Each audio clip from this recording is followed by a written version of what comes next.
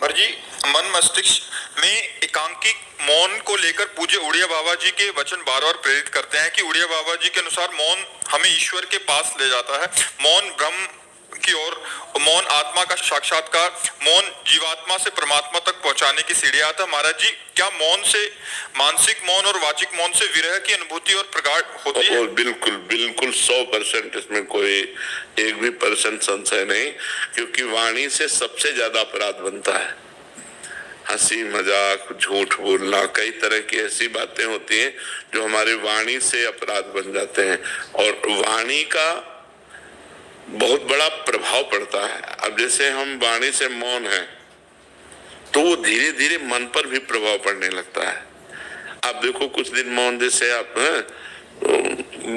बोलने की जैसे तो एक उदासी छा जाएगी। अब बोल सकते नहीं तो फिर एकांत का मन करेगा कि हम किसी से मिले ना, किसी से जुले ना। पर जैसे जिसका व्यापार है या नौकरी है या अन्य साधनों में रत है और साधनरत है, तो मतलब विचार मौन रहना चाहिए।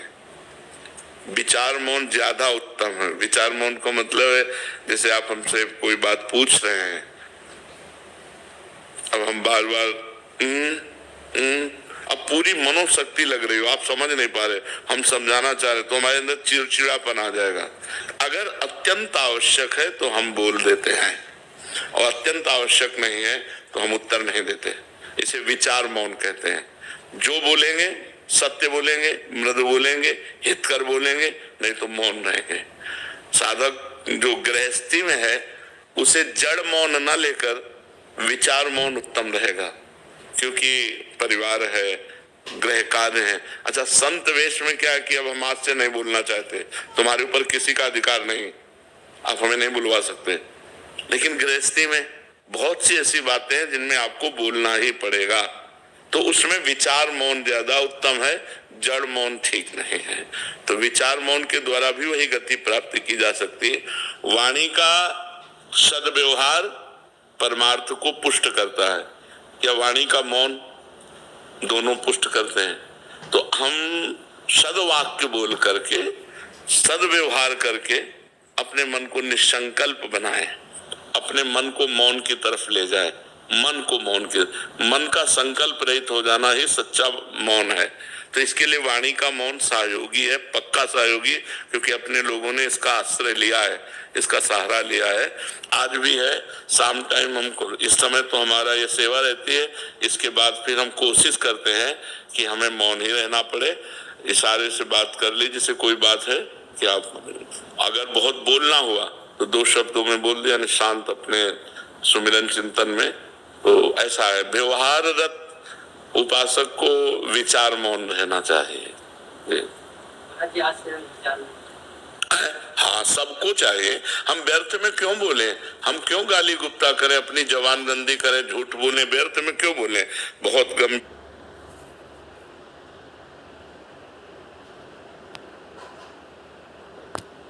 चाहे, शांत रहना चाहिए। उसकी बात सुनी, अगर बोलने लायक है तो उत्तर दिया, नहीं तो मौन है, हमें क्या मतलब, चल दिया। अगर मान लो आपसे कोई पूछ रहा है, आपसे ही डायरेक्ट पूछ रहा है, कोई बात पूछ रहा है, आपको लग रहा है उत्तर देना ठीक नहीं, नजर नीचे की, चल दिया। वो आदमी जो समझे, पागल समझे, अभिमानी समझे, जो समझे वो समझा करे। आप तो प्रपंच रहित हैं, और जो साधक है वो समझ जाएगा, बड़ा प्रवीण साधक है, अपने आप को कैसे बचाता है, देखो मौन होकर बचा लिया। शांत बिल्कुल बहुत जरूरी है। नहीं, वाणी से इतने अपराध बनते हैं कि लोग समझ नहीं पाते। वाणी से अपराध ही अपराध बनते रहते हैं, शरीर से और वाणी से ज्यादातर अपराध बनते रहते हैं। इसीलिए परमार्थ में उन्नति नहीं हो पाती। अगर शरीर और वाणी निष्पाप हो जाए तो मन बहुत जल्दी भगवान में लग जाए। इसीलिए देखो, संतों को देखो, बड़ा पवित्र स्नान, कपड़ा लत्ता सब पवित्रता से रहना, कि हमारा शरीर निष्पाप हो जाए, हमारी वाणी निष्पाप हो जाए, तो मन भगवान में लग जाए। मन का तन और वाणी से बड़ा संयोग है।